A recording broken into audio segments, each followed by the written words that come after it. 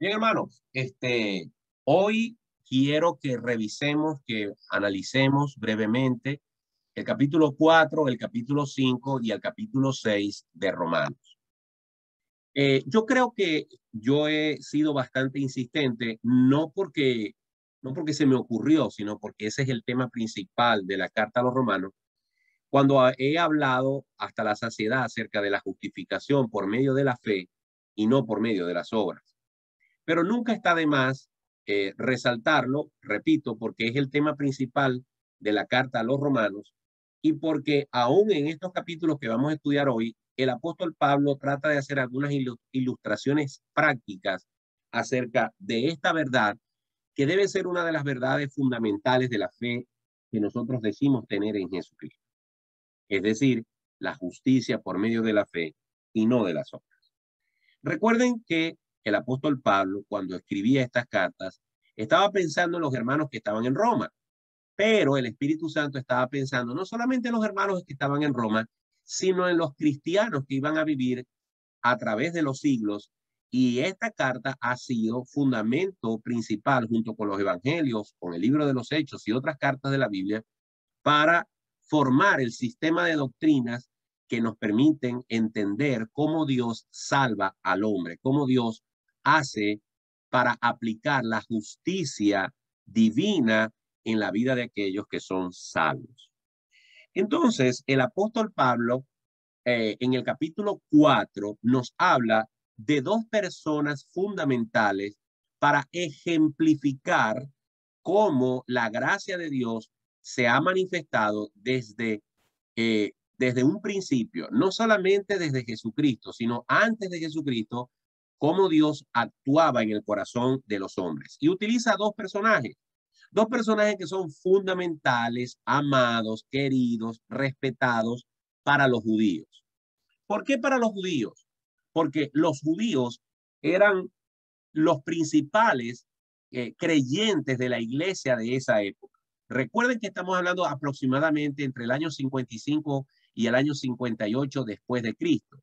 Pero si tomamos en cuenta que Jesucristo ascendió a los cielos en el año 33, entonces estamos hablando de que apenas hace 23, 25 años que Jesús partió a los cielos y el evangelio todavía está en pañales. Los primeros cristianos en su gran mayoría eran judíos, eran personas que creían, confiaban en la ley, y cuando venían a Jesucristo y aceptaban a Jesús como el Mesías, aún se arrastraban algunas tradiciones, fiestas y sobre todo confianza. Había cierta confianza religiosa en la ley para que ésta te pudiera permitir ser salvo. Y contra eso Pablo lucha grandemente para que entiendan que no es la ley, no es el cumplimiento de la ley lo que te justifica delante de Dios, sino la gracia de Dios y la fe en Jesucristo. Por eso él usa a Abraham como ejemplo, porque es difícil que a un judío se le pueda conseguir a alguien del pasado, de sus antepasados, más importante que Abraham, porque Abraham es el padre de la nación hebrea. Abraham es el comienzo.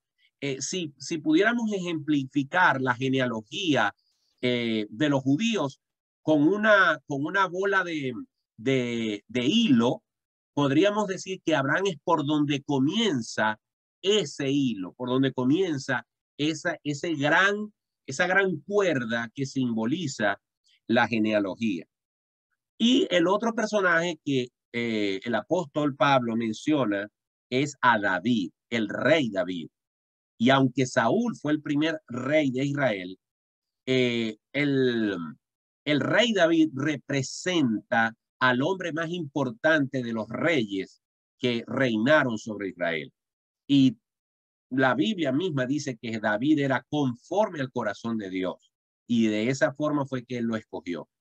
A pesar de sus imperfecciones, a pesar de su pecado, David es el rey más recordado y más simbólico de toda la nación hebrea. Así que el apóstol Pablo, dirigido por el Espíritu Santo, muy sabiamente, muy inteligentemente, utiliza estos dos personajes para hablar acerca de que la justicia es por medio de la fe y no de las obras. Así que voy a leer lo más rápido que pueda, deteniéndome en algunos pasajes para explicarlos y continuar leyendo. Recuerden que vamos a abarcar 3 capítulos, 4, 5 y 6. El apóstol Pablo comienza diciendo en Romanos 4:1. ¿Qué pues diremos que halló Abraham, nuestro padre, según la carne? Porque si Abraham fue justificado por las obras, tiene de qué gloriarse, pero no para con Dios. Porque, ¿qué dice la Escritura? Creyó Abraham a Dios y le fue contado por justicia. Pero al que obra, no se le cuenta el salario como gracia, sino como deuda. Mas el que no obra, sino cree en aquel que justifica lo impío, su fe le es contada por justicia. La confianza de un judío religioso está puesta en su genealogía, en su linaje hebreo. Los judíos tenían el concepto de que ellos eran la raza elegida por Dios, cosa que no es mentira. Ya hemos dicho que Dios se hizo un pueblo, se hizo una nación a partir de un solo hombre, Abraham. Pero ellos magnificaron ese concepto al punto de creer que por ser descendientes de Abraham, ellos tenían agarrado a Dios, comprado a Dios, sujeto a Dios, y tenían ganada la eternidad con Dios por el simple hecho de ser descendientes de Abraham. Y su confianza y su orgullo y su altivez estaba basada en ser descendientes de ese hombre llamado Abraham. Ellos habían malinterpretado la promesa que Dios le hizo a Abraham y ellos estaban poniendo su confianza religiosamente en su conexión con su antepasado, es decir, con el padre Abraham. Pero el apóstol Pablo desbarata y les dice a ellos que ese argumento no es válido porque Abraham no consiguió ninguna de esas cosas por algo que él haya hecho. No es Abraham el que decide cómo conectarse con Dios. Es Dios quien escoge a Abraham. Es Dios quien lo llama, porque Dios es soberano, porque Dios así lo quiso.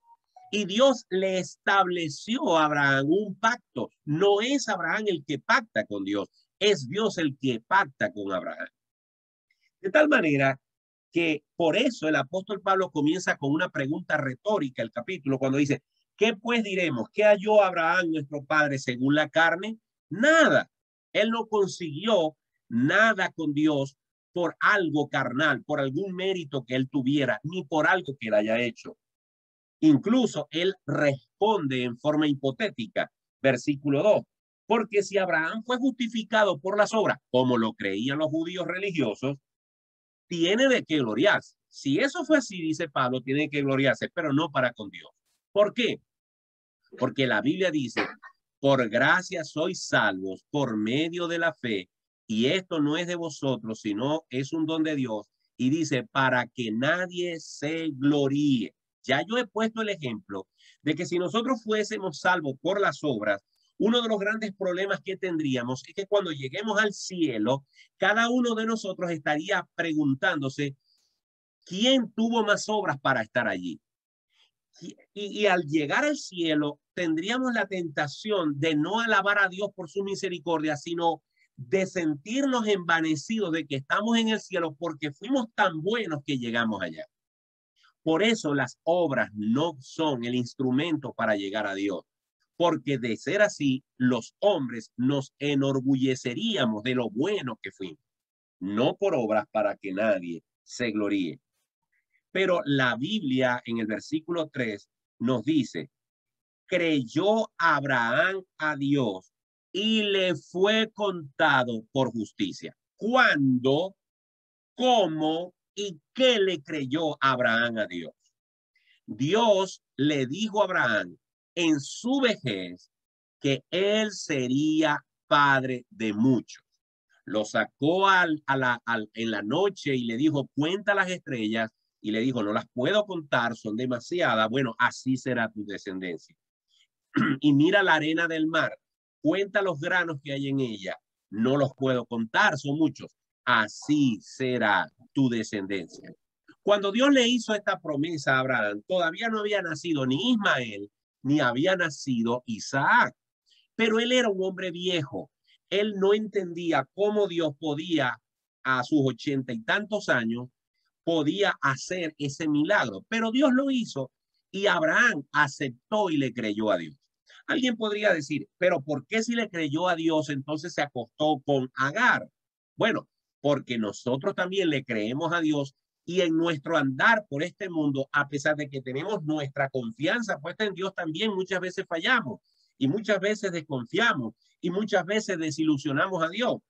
Pero Dios en su misericordia nos sostiene y los que hemos creído verdaderamente nos levantamos y mantenemos nuestra fe puesta en Jesucristo, puesta en el Dios de los cielos. Abraham y Sara cometieron el desliz de no querer esperar que Dios cumpliera sus promesas y por eso Sara se adelanta a los acontecimientos y le da a Agar a Abraham para que tenga un hijo con ella. Pero ese no era el plan de Dios. Pero aún así, porque así es Dios y Dios es soberano, Él trastorna aún algunos de nuestros errores para beneficio suyo. Y vamos a estar claros, Abraham, sin proponérselo, fue padre tanto de los musulmanes como de los judíos. Es decir, que en ese sentido se cumplió la promesa bíblica de que de él saldrían millones de personas, porque de Ismael, su hijo con Agar, nacieron todos los musulmanes, los islamitas, los ismaelitas, y de Isaac nacieron todos los hebreos, todos los que son judíos. Lamentablemente, por siglos ellos han sido enemigos, pero ambos vienen del padre Abraham.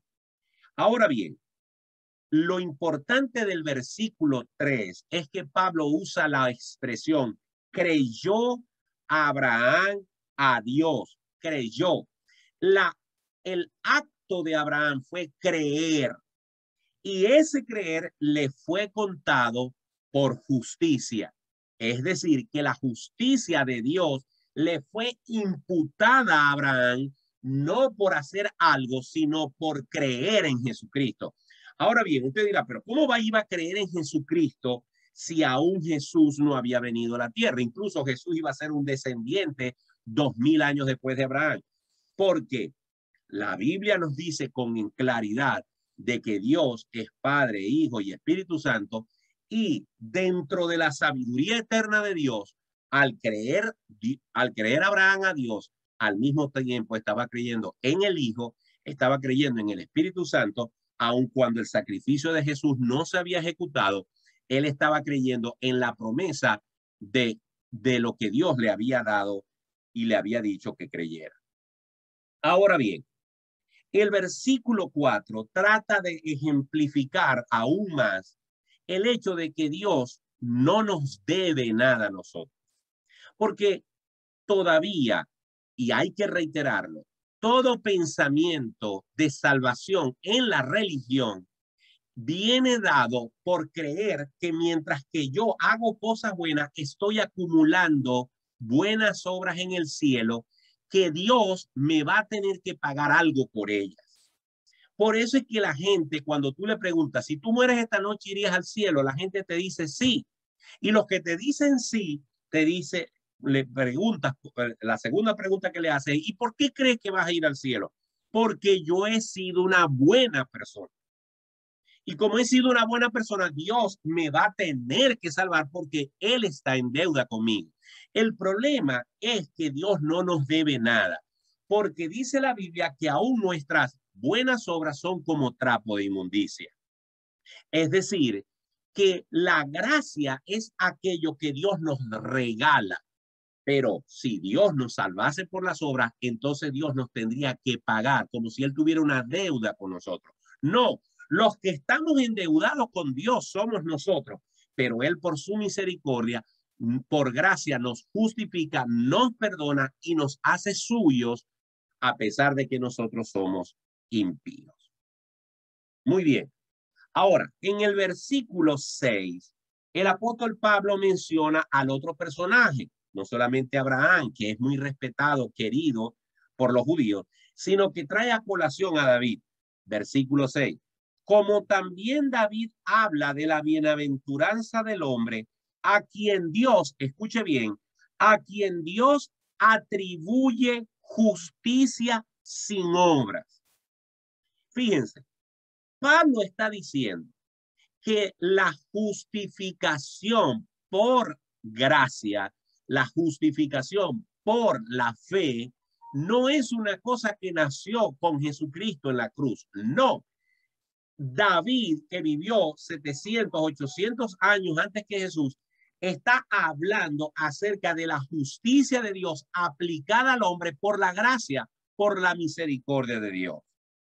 ¿Y cómo lo dijo o cómo lo explicó David?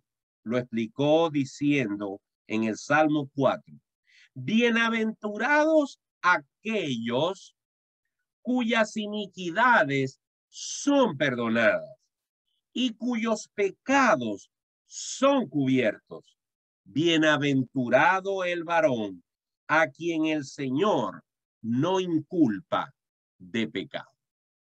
Ahora, si la Biblia dice que todos somos pecadores, si la Biblia dice que todos estamos destituidos de la gloria de Dios, si la Biblia dice, y Pablo lo explicó bastante bien en el capítulo 3, si no hay justo ni aún uno, ¿cómo es posible que el hombre pueda ser perdonado?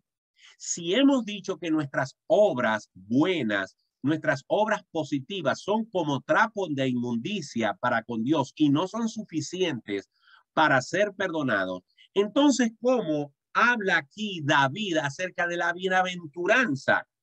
Bueno, porque Dios en su misericordia, en su bondad, pero sobre todo en su soberanía, ha decidido perdonarnos, ha decidido justificarnos, ha decidido regalarnos la salvación por medio de su Hijo Jesucristo. Ahora, en el capítulo 9, en el versículo 9, una vez que Pablo ha mencionado a Abraham y ha mencionado a David, es decir, ha utilizado estos dos personajes que para los judíos son muy importantes para demostrar que la salvación y la justificación es por fe y no por obra. Entonces Pablo en el versículo 9 dice, ahora, esta justificación que recibió el padre Abraham, esta justificación en la que confiaba nuestro rey David, ¿es solamente para los judíos? Miren lo que dice el versículo 9. ¿Es pues esta bienaventuranza solamente para los de la circuncisión o también para los de la incircuncisión? ¿Por qué Pablo trae a colación la palabra circuncisión, de la que ya habló en los capítulos anteriores y de la que habla mucho en Gálatas? ¿Por qué? Mis queridos hermanos, porque una de las características de toda religión, incluyendo la religión judía, es confianza en los ritos. Por ejemplo, en la Iglesia Católica, los niños que no saben nada, que no conocen nada, que incluso todavía ni hablan, se practica el rito del bautismo.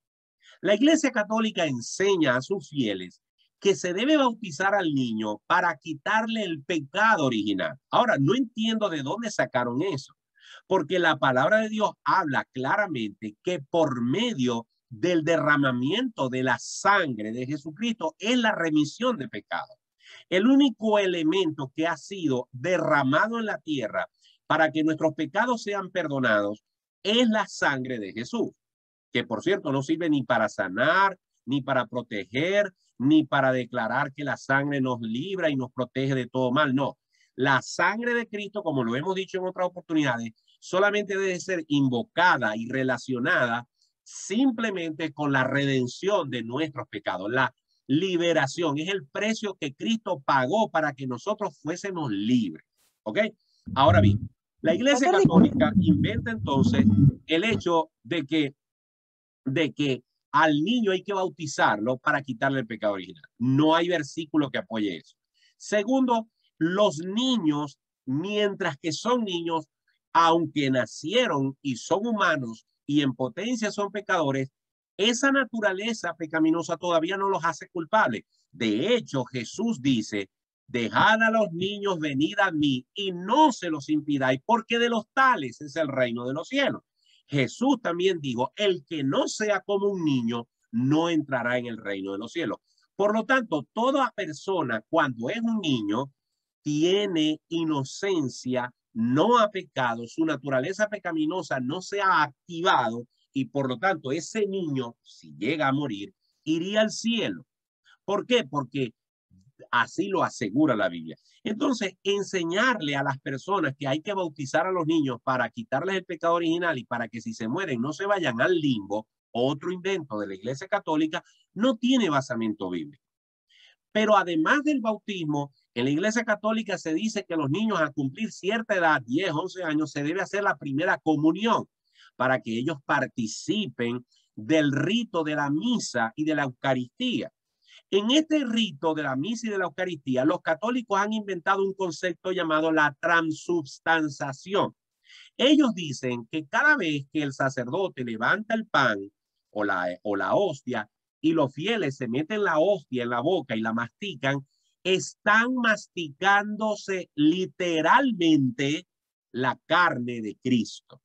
Ellos creen que ese pan que se meten en la boca se convierte en un pedazo de la carne de Cristo. Así lo dicen. Por lo tanto, si ellos creen que se están masticando a Jesucristo, son caníbales, porque se están comiendo un cuerpo humano.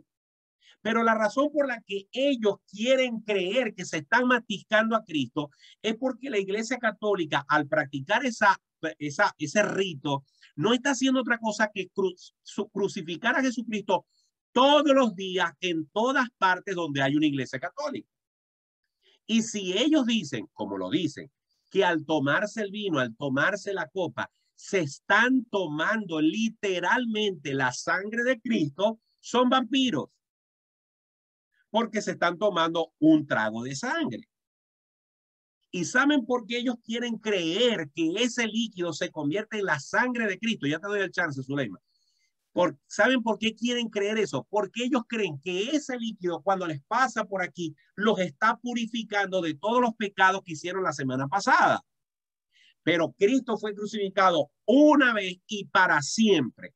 Y en la cena del Señor, en lo que ellos llaman Eucaristía, nosotros llamamos Santa Cena, el pan y el vino representan, son símbolos del cuerpo y de la sangre de Cristo, pero no son materialmente eso. Y cuando participamos de la Santa Cena, no lo hacemos para ser purificados y limpiados, porque lo que te limpia a ti de pecado como cristiano, de ese andar en el cual tú pecas y le fallas a Dios, no es que te tomes un vino y un pedazo de pan.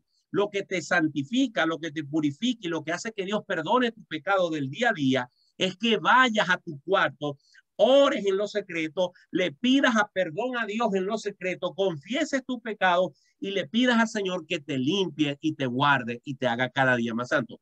Es más, el apóstol Pablo dice que antes de tomar la cena del Señor, tenemos que examinarnos a nosotros mismos para no tomar indignamente la cena del Señor. Puse este ejemplo antes de dar la oportunidad a Zuleima para decir que en todas las religiones la gente confía en un acto mecánico para depositar su fe, su redención, esa seguridad de que están bien con Dios porque practicaron o hicieron tal cosa. ¿Ves? Y los judíos creían, confiaban, tenían puesto su confianza en el rito de la circuncisión y pensaban que por circuncidarse eran más que los demás y estaban mejor con Dios que con los demás. Pero esa no es la idea y Pablo lo está aclarando. Zuleima. Que quería darle que no solamente hacen lo que hacen con la comunión, sino que las personas no pueden pedir perdón de pecado si no es antes de hacer la comunión. O sea, que el que no hace la comunión y tiene 18 años, nunca se ha confesado delante de Dios. Nunca ha pedido perdón de pecado. Sí, y podemos seguir poniendo otros ejemplos, aparte del que acaba de poner Zuleima, que es muy bueno. Y es el hecho de que, por ejemplo, para un católico, la confesión, como lo dije, no es en el cuarto a solas con Dios, entre él y Dios, por medio de Jesucristo, que es el único mediador, sino que la Iglesia Católica también ha inventado que tus pecados tú se los tienes que contar al sacerdote y el sacerdote es el que te da la absolución y el que te dice que ya estás limpio lo suficiente como para tomar la Eucaristía.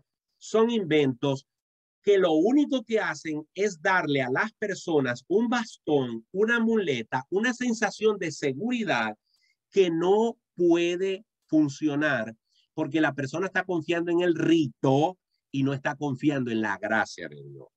Pero el apóstol Pablo le está hablando en este caso es a los judíos que confiaban en la circuncisión como un acto de conexión con Dios. Pero el apóstol Pablo está diciendo, ¿esta bendición es solamente para los que están circuncidados? No, también incluye a los que no están circuncidados, es decir, a los gentiles. Versículo 10. ¿Cómo pues le fue contada? Si no fue por la circuncisión, ¿cómo pues le fue contada? ¿Estando en la circuncisión o en la incircuncisión? El argumento de Pablo es irrebatible. Si alguien cree que Abraham fue justificado porque se circuncidó, pues déjenme, hay que decirle a esa persona que cuando Abraham le creyó a Dios, todavía no se había circuncidado. Y si el versículo 3 dice que Dios le fue contada por justicia a Abraham su fe, y éste la tuvo antes de ser circuncidado, no es la circuncisión la que le permitió ser salvo, no es la circuncisión la que le permitió ser justificado delante de Dios, sino la fe que él tuvo. Conclusión. Creer en Dios, confiar en Dios, depositar la confianza absoluta de que somos salvos por la gracia de Dios, no puede ser compartida con ningún otro rito ni con ninguna otra señal fuera o en nuestros cuerpos. Es decir, no se trata de, en este caso para los judíos, cortarme un pedazo del cuerpo para decir que yo estoy bien con Dios. Una persona que crea en Cristo, una persona que deposite su confianza en Dios y de que la justicia que le permite ir al cielo está de parte de Dios, viene de parte de Dios, es imputada por Dios al creyente. Una persona que cree eso no puede conseguirle ni buscarle a esa fe otro apoyo que no sea sino su fe en Jesús. Cualquier cristiano evangélico, cualquier católico, cualquier judío, cualquier testigo de Jehová, cualquier mormón, cualquier otra persona que pretenda ayudar a Dios con un rito, haciéndose algo en el cuerpo, fuera del cuerpo, practicando, guardando, haciendo cualquier cosa para sentir la seguridad de que está ayudando a Dios, lamentablemente está poniendo su fe en eso y no en el sacrificio único y suficiente de Cristo en la cruz. Y eso es lo que Pablo está tratando de transmitir. Ahora bien, versículo 13. Estoy saltando algunos versículos porque, como les dije, estamos estudiando 3 capítulos. Versículo 13. Porque no por la ley fue dada a Abraham o a su descendencia la promesa que sería heredero del mundo, sino por la justicia de la fe. ¿Cuál era la confianza de los judíos? La ley. Ellos creían, ellos pensaban que entre más se esforzaran por cumplir la ley, más santos y dignos eran delante de Dios. Su confianza estaba puesta en cumplir la ley. Por ejemplo, lo voy a tratar de ejemplificar de esta manera. Cuando una persona abre una cuenta en el banco y esa persona tiene su fe, su confianza, su preocupación, su afán es tener dinero en el banco. Esa persona va a estar chequeando el banco todos los días para ver si el dinero está allí y para ver si lo que depositó ayer es, para ver el número más grande y más grande y más grande y más grande y más grande. ¿Ok? Él mide su riqueza, él mide y él puede dormir tranquilo porque tiene dinero en el banco. Bueno, los judíos medían su relación con Dios cuando ellos contemplaban qué tan apegados eran a la ley, qué tan justos eran haciendo cada una de las cosas de la ley. Y se iban a la cama a acostarse diciendo, si Dios viene hoy por mí, yo creo que me voy con él, porque de la ley he guardado el 60, el 70, el 80, el 90%. Pero la Biblia dice que si cumplimos toda la ley y nos fallamos en en una sola tilde de la ley, una tilde, ya somos culpables. Por lo tanto, el apóstol Pablo les está ratificando a los creyentes que su confianza no puede estar puesta en la ley, sino en la justicia de la fe.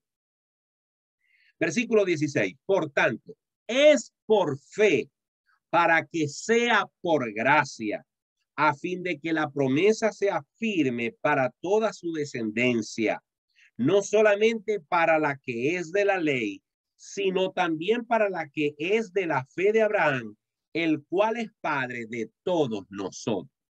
Cuando Dios llamó a Abraham, todavía no existía Moisés, todavía no existían las 12 tribus de Israel, todavía Israel no había sido sacada de Egipto, porque ni siquiera se había dado ese caso. Abraham es el padre de toda la nación hebrea. Faltaban siglos para que se formara la nación de Israel dentro de Egipto y para que Dios la sacara y las llevara a la tierra prometida. Faltaban siglos. Por lo tanto, Abraham fue siglos antes de la ley. Por lo tanto, cuando Dios le prometió a Abraham que en él serían benditas todas las naciones de la tierra, no podía ser por la ley, porque a la ley le faltaban siglos para ser entregada. Por lo tanto, el sistema de justificación de Dios es antes de la ley y no en la ley. Y eso es lo que está tratando Pablo de explicarles a ellos eso. Además, tiene que ser así, porque ya que la ley le fue entregada a Israel, a la nación de Israel, para que ellos tuvieran un marco de justicia de cómo Dios quería que se comportaran, la ley no se le puede reclamar de la misma forma a los que no son judíos, porque ellos no viven bajo ese sistema.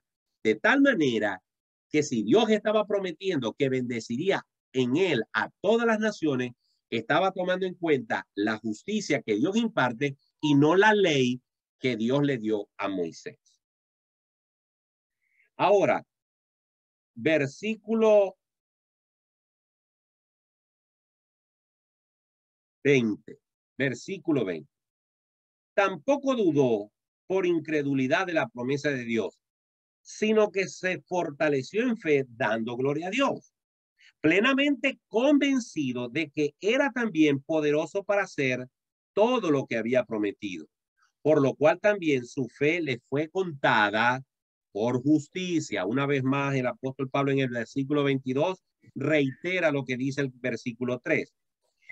Y no solamente con respecto a él se escribió que le fue contada, sino también con respecto a nosotros, a quienes ha de ser contada, esto es, a los que creemos en el que levantó de los muertos a Jesús, Señor nuestro, el cual fue entregado por nuestras transgresiones y resucitado para nuestra justificación. Resumen del capítulo 4. El resumen del capítulo 4 es simplemente que que Pablo utiliza a Abraham y a David para explicar que la justicia de Dios es por la fe y no por las obras, que no es por estar circuncidado, que no es por guardar la ley, sino que es por confiar en las promesas de Dios. Ahora bien, vamos a tratar, para terminar el capítulo 4, de representar esto. La forma en la que nosotros somos salvos es por medio de la fe. Y esa es nuestra confianza. Pero nosotros no hemos recibido ningún documento de parte de Dios, excepto la Biblia. No hemos recibido algo físico, algo que podamos tocar, algo que tenga nuestro nombre escrito, algo que nos dé esa sensación de que tenemos algo que podemos, a lo que nos podemos afianzar. Bueno, porque precisamente Dios desea que nosotros creamos sin poder tener nada físico que tocar. El sentido de la fe es creer a Dios y en su palabra y en lo que Él ha prometido, aunque Dios no nos haya dado ninguna prenda física material en la que nosotros podamos poner nuestra fe. Y eso es lo que distingue al evangelio del resto de las religiones. Los católicos confían en su rito, los testigos de Jehová confían en el conocimiento que adquieren estudiando la Biblia, los mormones confían en lo que José Smith les dijo a través del libro del Mormón, los judíos confían en su circuncisión, en el cumplimiento de la ley, en guardar el sábado y celebrar las fiestas y las Pascuas, etcétera, etcétera, etcétera.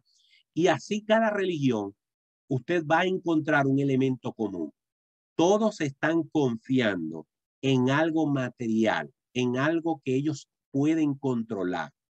Si ellos no tienen control sobre el asunto, ellos no pueden sentir que están bien con Dios. Les pongo este ejemplo.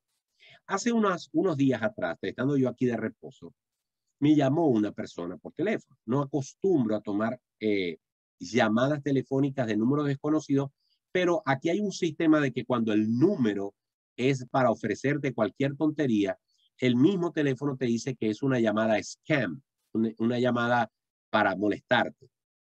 Pero este teléfono no decía scam, aunque no lo tenía grabado. Yo contesté y era una señora muy amable. Mire, señor, la estoy llamando por esto y tal. Me di cuenta inmediatamente que era para hablarme de religión.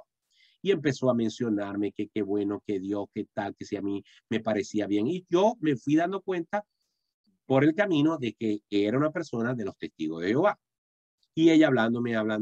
Y yo a todo diciéndole lo que yo creía que ella quería escuchar. Porque en Isaías dice esto, porque aquí dice aquello, porque yo dejándola correr, como dicen. Cuando ya ella tenía como 7, 8 minutos hablando. Bueno, señor, entonces, ¿qué le parece todo lo que ha dicho? Me parece muy bien. Ah, bueno, señor, mire, entonces, para que usted haga clic en este link, ya yo veía que se estaba despidiendo como que si ella había cumplido con su objetivo. Entonces yo le digo, bueno, usted me ha quitado 9 minutos de mi tiempo. ¿Me puede regalar unos minutos del suyo? ¿Cómo no, señor? Claro que sí.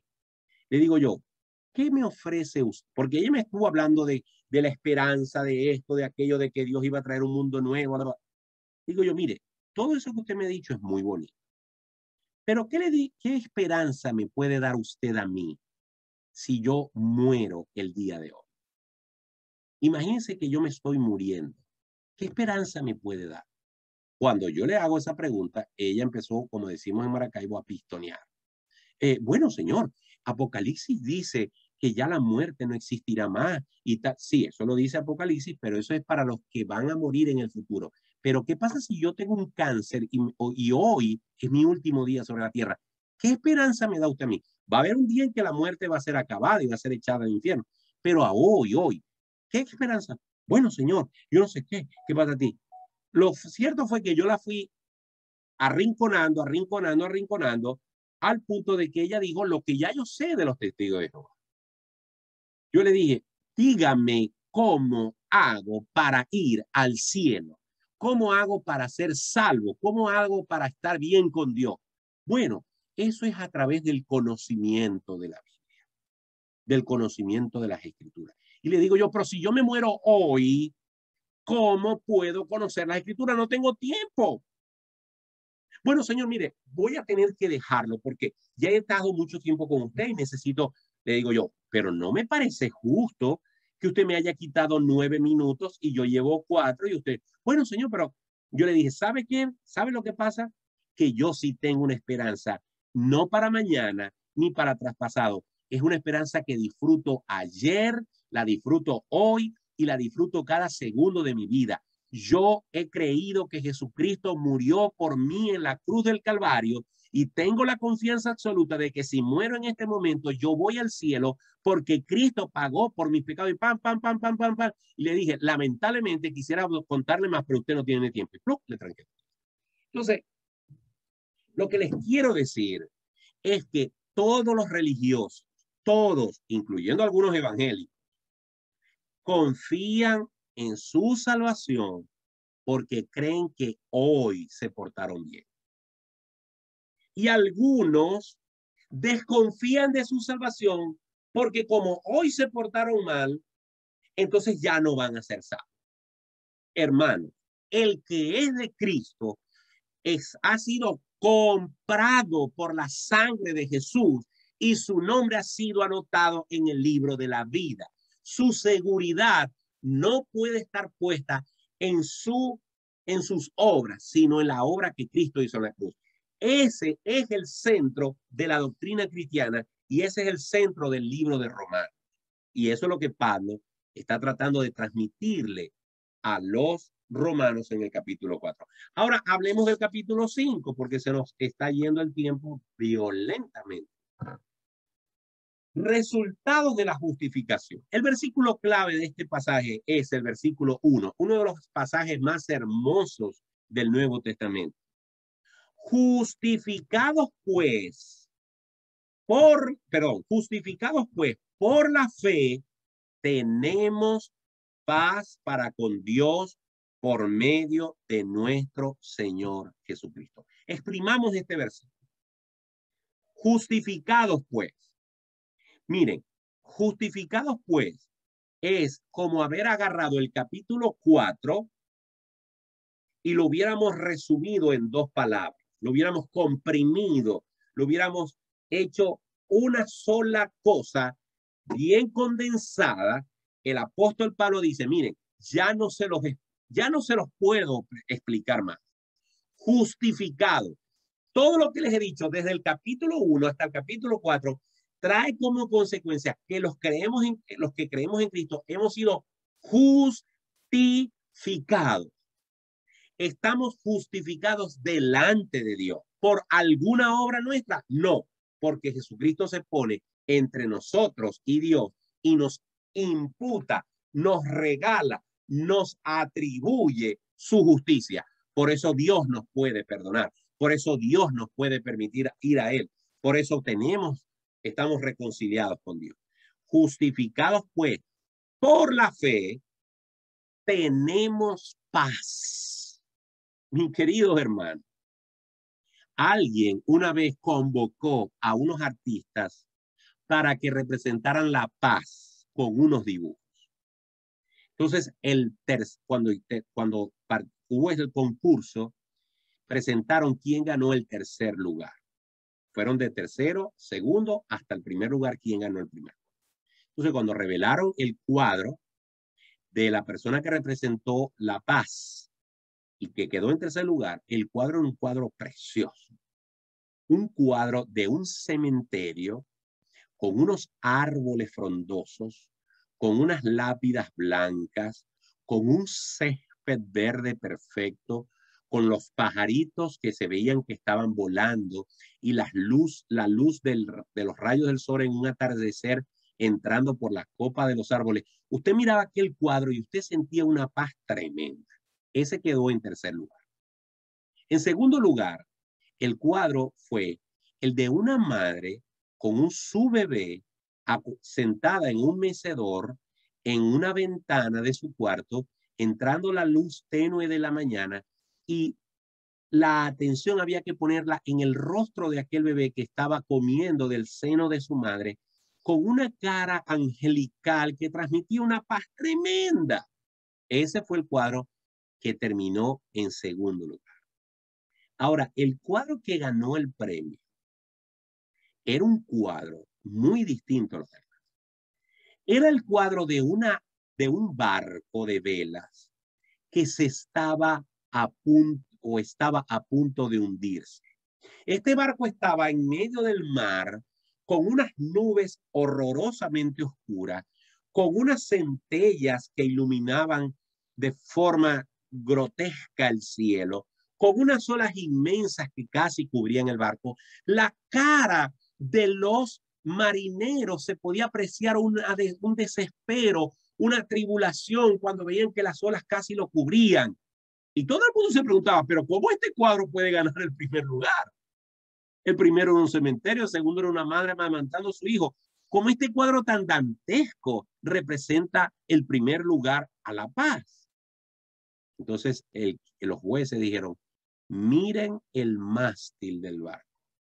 Cuando miraron el mástil, el pintor había dibujado a una pajarita con sus polluelos. Allí había hecho un nido en la parte superior del mástil del barco y ella estaba cobijando a su polluelo y los polluelos estaban tranquilitos debajo de las alas de su madre. Lo que quiere decir el cuadro es que la paz no es la ausencia de tribulaciones. La paz no es la ausencia de problemas. La paz que es verdadera no tiene nada que ver con que todo está tranquilo, sino que nosotros, aún en medio de nuestras más profundas tormentas, aún en medio de nuestros más terribles desiertos, aún cuando nos sintamos que el mundo se nos viene encima, nosotros sabemos que ya tenemos vida eterna y que somos hijos de Dios y que lo más importante que nosotros podíamos necesitar, que es tener una relación eterna con Dios, ya nos ha sido dada por medio de Jesucristo. Y si eso no te da paz, entonces nada te lo va a dar. Por eso me encanta este versículo.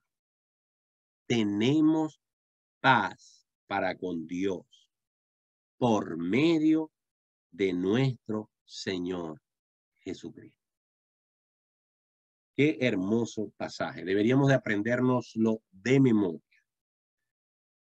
Ahora, el versículo 2 del capítulo 5 dice que además de eso, que ya es bastante, dice, por quien también, además de la paz, además de ser justificado, versículo 2 dice, por quien también tenemos entrada por la fe a esta gracia en la cual estamos firmes y nos gloriamos en la esperanza de la gloria de Dios. Pero el versículo 3 dice, todavía hay más. Y no solo esto, sino que también nos gloriamos en las tribulaciones, sabiendo que la tribulación produce paciencia. Entonces, fíjense, en 3 versículos, miren todos los regalos que Dios nos da. Primero, nos justifica. Segundo, nos da paz. Tercero, tenemos entrada a la gracia de Dios. Estamos firmes, nos da seguridad. Además de eso, nos da la oportunidad de gloriarnos en la esperanza de que estaremos algún día en la gloria de Dios. Pero como si eso fuera poco, nos dice que también nos podemos gloriar en las tribulaciones. Es muy difícil, por no decir imposible. Es más, me atrevo a decir, es imposible gloriarse en las tribulaciones si Dios no está en el centro de tu corazón. Por eso, cuando a Job le anunciaron que sus hijos murieron, que sus riquezas se desvanecieron en un segundo, cuando el mundo se le vino encima, él dijo, Jehová dio, Jehová quitó, sea el nombre de Jehová bendito. Y cuando luego Satanás puso sobre él una enfermedad terrible, su propia mujer vino y le dijo, maldice a Dios y muérete. Y él le dijo, ¿recibiremos de Dios el bien y el mal no lo recibiremos? Y agrega al final del capítulo 2, y en ninguna de estas cosas pecó Job contra Dios. En ninguna de estas cosas añadió Job despropósito alguno para con Dios. El cristiano sabe que su vida ya está segura en Jesucristo. Por eso, aún en medio de las tribulaciones, puede gloriarse sabiendo que aunque no lo entienda, aunque no lo comprenda, Dios está con él, Dios está con ella y él la llevará, él lo llevará a la gloria eterna para siempre. Tengo que avanzar. Quisiera ahondar aún más, pero debo pasar al versículo 12, donde Pablo ahora trae a otra persona del Antiguo Testamento, al primer hombre que anduvo sobre la tierra, para hacer una analogía entre Adán y Cristo. Ustedes saben que cuando Adán fue puesto en el Edén y cuando Eva le fue agregada a Adán y Eva desobedeció a Dios escuchando a Satanás y Adán escuchó a su mujer en vez de escuchar a Dios, y los dos pecaron y Dios los descubrió y Dios les llamó la atención. En el capítulo 3 de Génesis, Dios reparte una cantidad de castigos, primero a la serpiente, luego a la mujer y luego al hombre. Pero en ese pasaje, Dios hace una promesa cuando dice que la simiente de la mujer heriría a la serpiente por la cabeza, aunque la serpiente le mordería el calcañar, que vendría siendo lo que llamamos el talón de Aquiles, la parte inferior de nuestra pierna cerca del tobillo. Dice, tú le herirás en el calcañar y ella te herirá en la cabeza. Jesús, hijo de María, Jesús, engendrado en el vientre de María, parido por María, es el cumplimiento de esa promesa. Magistralmente, por supuesto, dirigido por el Espíritu Santo, Pablo trae a colación a Adán, que fue por donde comenzó el problema, y trae a Jesús para cerrar un paréntesis. Adán abre un paréntesis y Jesús cierra el otro cierra el paréntesis. ¿Por qué? Porque Adán fue el que permitió con su desobediencia que el pecado entrara a la humanidad y todos los descendientes de Adán son pecadores. Pero Dios, para resolver este problema, decidió hacerlo de una manera similar. Adán era un hombre, un humano, 100% humano, pero no era Dios, ni era divino, no era un ángel, era un hombre hecho del polvo de la tierra. Dios decide que él va a resolver el problema del pecado trayendo a su Hijo Jesucristo, que es con Dios, que es con el Padre desde la eternidad. Recuerden que la Trinidad es un misterio del que no voy a hablar ahora, profundo. Padre, Hijo y Espíritu Santo. Tres son uno.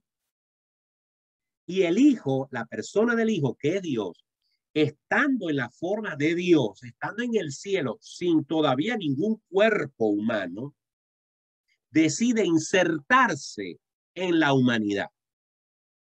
Y la forma en la que lo hace no es una forma de ángel ni de aparición. No, él decide insertarse en la humanidad haciéndose hombre. Porque Adán había sido hombre, pero no fue obediente. Se necesitaba para que Dios fuese satisfecho, su ira fuese satisfecha, la ira por el pecado, porque dice la Biblia que Dios no puede tomar por inocente al culpable. La forma en la que Dios resolvió esto fue haciendo que su hijo también se hiciera humano, humano como Adán, con piel, con huesos, con carne, con sangre. Incluso estuvo en el vientre de una mujer, se formó en el vientre de una mujer, salió por donde nacen todos los bebés cuando son paridos, estuvo indefenso en los brazos de María, amamantándose de los senos de María, creciendo bajo la dirección de María y de su padre putativo José, obedeciendo a sus padres, creciendo en sabiduría y en estatura, como nos dicen los evangelios, y se convierte en un hombre que era como cualquier otro hombre desde el punto de vista de su humanidad, con la diferencia de que al mismo tiempo era Dios. Ahora, ¿por qué Dios lo hizo de esta manera? Porque no voy a leer todo el pasaje de aquí de Romanos 5, pero lo que estoy tratando de explicar es esto. Así como Adán, que recibió todo, nomás le fue puesta una sola condición: come de donde quiera, haz lo que quieras, pero de este árbol no. Bueno, de ese se antojó, de ese pecó y por ese murió espiritualmente él y Adán, él y Eva. Jesús viene a la tierra como hombre, pero la característica de Jesús es que a diferencia de Adán, él no pecó. Dice Filipenses y fue obediente hasta la muerte y muerte de cruz. ¿Qué quiere decir Pablo? Que Dios trajo la salvación a través de un hombre que al mismo tiempo era Dios, pero que demostró que este hombre era perfecto. ¿Por qué? Porque se necesitaba que se derramase sangre. Porque Dios le da la gana de que los pecados se limpien con sangre. Y en el Antiguo Testamento vemos cómo Dios siempre pedía un sacrificio. Incluso Dios le pidió a Abraham que le sacrificara a su hijo. Y si Dios no lo detiene, el cuchillo de Abraham hubiese pasado por el cuello de Isaac y la sangre de Isaac se hubiera derramado sobre aquel altar. Solo que Dios decidió que así no fuese y le proveyó un cordero como Abraham sabía que iba a pasar. Pero Dios decidió que esos corderos que fueron sacrificados en el Antiguo Testamento tuvieran un final con el cordero perfecto, el cordero sin mancha, el cordero que no tenía absolutamente ninguna mácula, Jesucristo, el hombre que vivió sobre la tierra como hombre y que jamás pecó, sino que obedeció a su Padre todo el tiempo. Por eso, solamente la sangre de Jesús, que no tiene pecado, puede limpiar y purificar nuestras vidas. Solamente la sangre de Jesús derramada en la cruz del Calvario puede satisfacer lo que Dios quiere que se le pague por nuestra desobediencia. Por eso, nuestra esclavitud, el haber pertenecido al inventario de Satanás, lo único que nos puede liberar de esa condenación es la sangre de Jesús derramada en la cruz del Calvario, porque ella nos limpia de todo pecado. A eso se refiere el apóstol Pablo en este pasaje de Romanos 5 al 12. Por eso voy a leer simplemente el versículo 18 en adelante. Así que, como por la transgresión de uno, ¿quién es este uno? Adán. Así que, por la transgresión de uno, vino la condenación a todos los hombres de la misma manera. ¿Qué quiere decir de la misma manera? Que por medio de un hombre, por la justicia de uno, vino a todos los hombres la justificación de vida. Fíjense, es importante detenernos en este versículo. ¿Por qué? Porque el versículo dice que la condenación vino a todos los hombres por la transgresión de uno. Y luego agrega y dice, por la justicia de uno, vino a todos los hombres la justificación de vida. Alguien podría decir, bueno, entonces, ¿por qué tenemos que aceptar a Cristo si ya, según este versículo, la justificación vino a todos los hombres? Ojo, muy importante interpretar bien este versículo, porque todo texto sin el contexto se convierte en un pretexto. Cuando el apóstol Pablo está diciendo que la condenación vino a todos los hombres, sí, es verdad. Todos los hombres somos pecadores porque adquirimos la naturaleza pecaminosa de Adán y de Eva. Ahora, como lo dije hace unos minutos atrás, un niño, mientras que es niño, si se muere, va al cielo. ¿Por qué? Si es pecador. Porque todavía es inocente. Porque aunque adquirió la naturaleza pecaminosa, esa naturaleza pecaminosa todavía no lo hace culpable porque él no ha practicado el pecado. Él no ha cometido pecado porque es un niño. En algún momento, la niñez se acaba y comienza la responsabilidad. Así como en un instante, Eva se hizo responsable al morder el fruto prohibido. Así como Adán, en un instante, perdió todo por haber mordido un fruto que su mujer le ofreció. Así en un instante un niño deja de ser niño cuando sabe qué es bueno y qué es malo. ¿A qué hora? ¿A qué edad? ¿En qué momento de su vida? No lo sé. hay un momento en que los niños dejan de ser niños y saben que son pecadores. Ahora bien, si bien es cierto que el pecado entró por la injusticia de una sola persona y todos hemos pecado, nadie puede decir que no ha pecado. Cuando Pablo dice aquí, y la justicia de Dios vino a todos los hombres por medio de uno, no está diciendo que automáticamente todos los hombres son salvos. ¿Por qué? Porque Juan 3:16 lo explica claramente. Porque de tal manera amó Dios ¿al qué? Al mundo. Dios amó al mundo, a todos los que están en el mundo.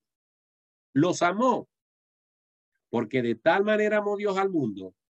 Y entonces agrega que ha dado, como demostración de ese amor, ha dado a su Hijo unigénito.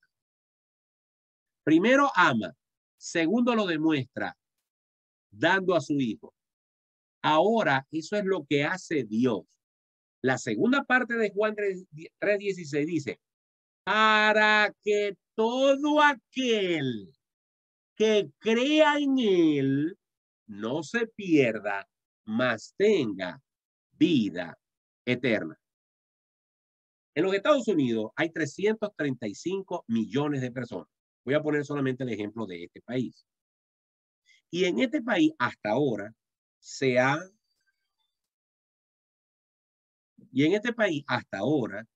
han vacunado aproximadamente el 60% de la población. Esto quiere decir que se ha vacunado cerca de 200 millones de personas. 135 millones de personas no se han vacunado. ¿Por qué? Porque no han querido vacunarse. Porque gracias a Dios, en este país hay suficientes vacunas para vacunarse. ¿Por qué no han querido vacunarse? No lo sé. Por cierto, yo soy uno de los que no se ha vacunado. Después le digo por qué. Lo cierto es que de los 100, hay ciento y picón de casi 150 millones de personas que hemos decidido no vacunar, habiendo las vacunas. ¿Ok? Lo que quiero decir es que si comparamos este cuadro con lo que dice Juan 3:16, Dios ya proveyó la vacuna para el pecado. Dios proveyó la vacuna para ser salvos, para ir al cielo. Porque de tal manera amó Dios al mundo que ha dado a su Hijo unigénito. Pero la segunda parte habla de lo que tiene que hacer la persona, cada individuo, cada persona. La justicia de Dios ha sido provista por medio de Jesús, pero no le será imputada a nadie que crea en otra cosa que no sea en Dios por medio de su Hijo Jesucristo. La justicia está allí, está al alcance, está a tu mano. Pero si tú decides confiar en tu misa, si tú decides confiar en tu conocimiento de la Biblia, si tú decides confiar en tus obras, si tú decides confiar en tu religión, si tú decides confiar en lo que tú crees que es bueno y decides no confiar en la justicia de Dios, pues la justicia de Dios nunca se va a aplicar a tu vida. Por lo tanto, ya la salvación vino por medio de Jesucristo, pero no será efectiva en tu vida hasta que no lo hagas. Vamos con el capítulo 6. ¿Qué pues diremos? ¿Perseveraremos en el pecado para que la gracia abunde? ¿Por qué el apóstol Pablo hace esta pregunta?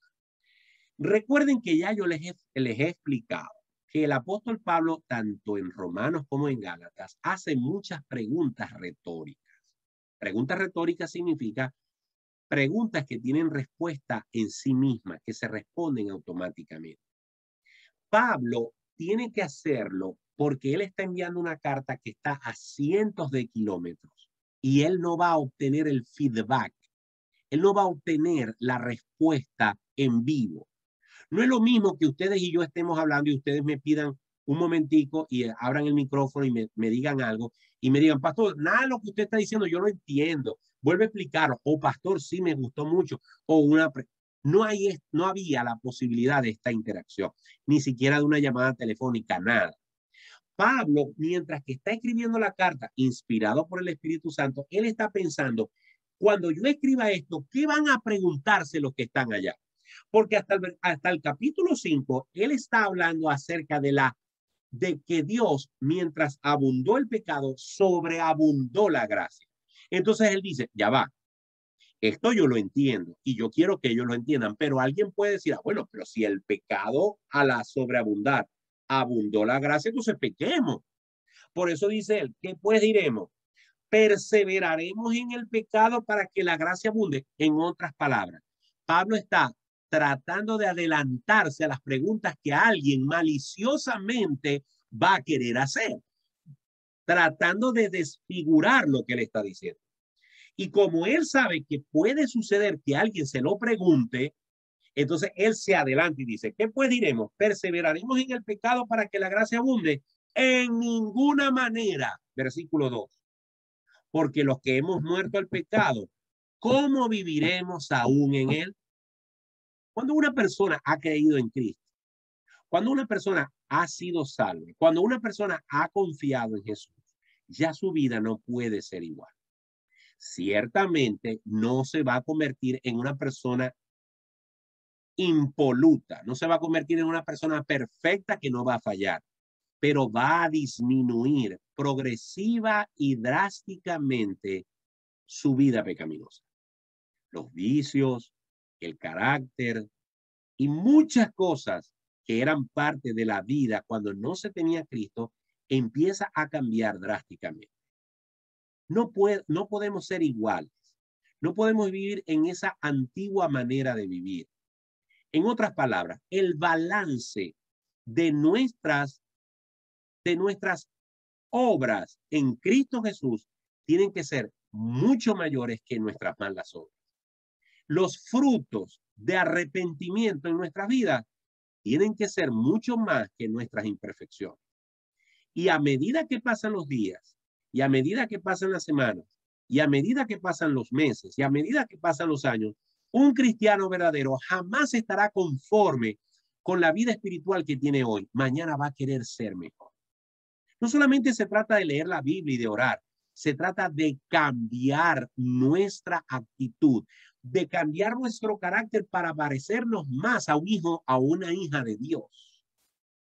Por eso el apóstol Pablo dice, no podemos perseverar en el pecado. No podemos regodearnos en el pecado diciendo, bueno, como el Señor me salvó por gracia, tengo licencia para pecar. No, esa actitud es incorrecta, basada en una mala interpretación de que la gracia de Dios es libertinaje para pecar. No.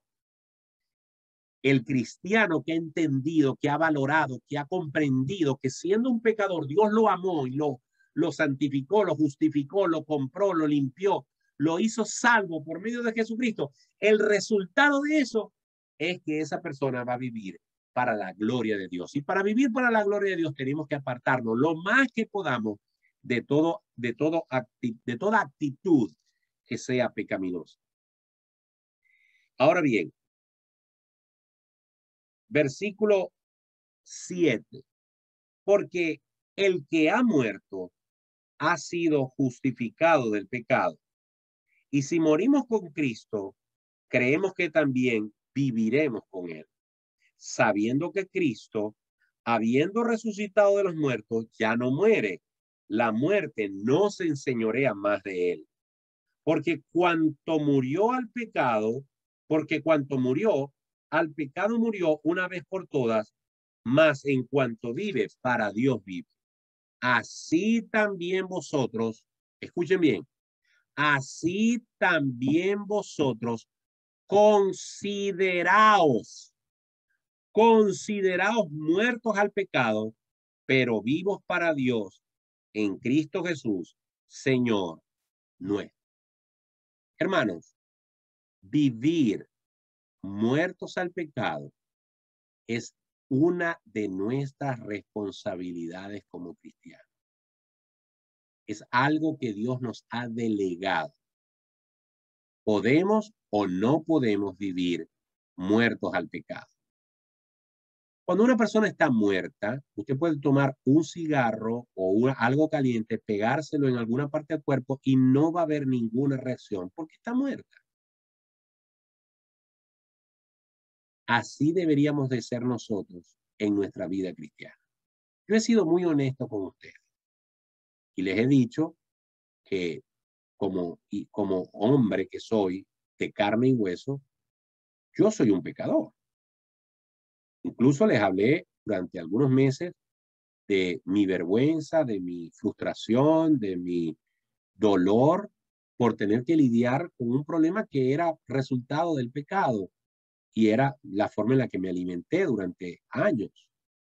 Y mi obesidad y mi figura y mi deterioro en la salud no era los resultados, sino de una mala mayordomía que yo estaba practicando. Y siempre me avergonzó eso. Pero también le doy gracias a Dios porque habían otras cosas terribles en mi vida hace unos años atrás que ya no las practico. Están muy lejos. Que solamente las recuerdo cuando quiero glorificar a Dios por esas cosas que cambió en mí.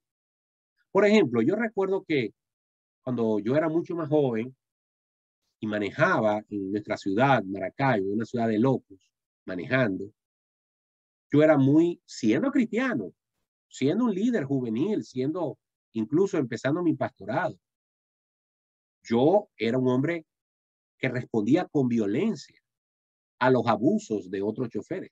Y cuando digo con violencia no me estoy refiriendo a dar golpes o algo así, pero alguien se atravesaba, alguien se comía un par en un stop, alguien hacía un giro peligroso que ponía en riesgo mi vida y la de mi familia, y yo le decía 4 cosas, no decía malas palabras, pero sí le decía animal, sí le decía estúpido, sí le decía cosas que demostraban que yo no estaba en control de mi carácter. Era un iracundo. Y yo era cristiano. Y mis hijos, lamentablemente, también padecieron y vieron ese mal ejemplo. Hasta que un día, un tipo se me atravesó, yo no dije nada y mi hijo asomó la cabeza por la ventana y le dijo, ¡animal! Y cuando yo vi que mi hijo pequeño tenía esa misma actitud que yo, me di cuenta que yo lo que estaba haciendo era dar un mal ejemplo y de comportarme equivocadamente. Y le doy gracias a Dios porque ya eso es una cosa que yo logré superar. Y así podría mencionarle otras cosas que practicaba y que a Cristo ha ido sacando de mi vida. Y aunque fue por una cirugía, no fue por voluntad propia ni por una decisión propia, yo clamé al Señor. Ahí está mi cama y yo ahí varias veces lloré amargamente. Decía, Señor, necesito rebajar y no puedo, no hay qué hacer. No encuentro escapatoria a esta situación. Ayúdame. Y Dios me proveyó de forma milagrosa los recursos para operarme. Y con 200 kilos fui a una mesa de operación y Dios me sacó de allí. Y gracias a Dios estoy empezando a recuperar mi salud, perdiendo peso. Y espero yo que en vuelta de un año yo me sienta y me vea mejor y tenga más posibilidades de vivir y de servir al Señor. Y repito, aunque no fue producto de mi voluntad y de mi determinación, Dios sabía que necesitaba ayuda y me la proveyó de esa manera. Y así sea por obligación, ahora voy a tener que ser buen mayordomo de mi cuerpo porque lo que me hice y para poderlo conservar implica un cambio de actitud. Y si esa fue la forma en que Dios me ayudó a vencer ese pecado en mi vida, gloria a Dios por eso. Ahora, yo no sé cuándo me voy a morir. Me puedo morir hoy, me puedo morir la semana que viene, o me puedo morir dentro de 30 años. Pero yo sé que hasta el día de mi muerte, hasta el día que mi corazón deje de latir, todavía van a haber áreas de mi vida y en la suya que todavía necesitan ser perfeccionadas. Pero lo que he hecho en estos 30 y pico años de cristiano, y yo espero que usted lo esté haciendo y lo sigamos haciendo, es vivir preocupado por ser cada día más obediente al Señor. Y esa actitud, ese sentir en el corazón por parecernos cada día más a Cristo y sacar de nuestra vida aquello que a Él no le agrada, esa intención, ese esfuerzo, esa pasión por parecerme más a Cristo, es lo que Dios toma en cuenta. No para ser salvos, porque ya hemos dicho hasta la saciedad y lo seguiremos diciendo, que somos salvos por medio de lo que Cristo ya hizo en la cruz, pero sí permite esa actitud de santificación demostrar que somos hijos de Dios.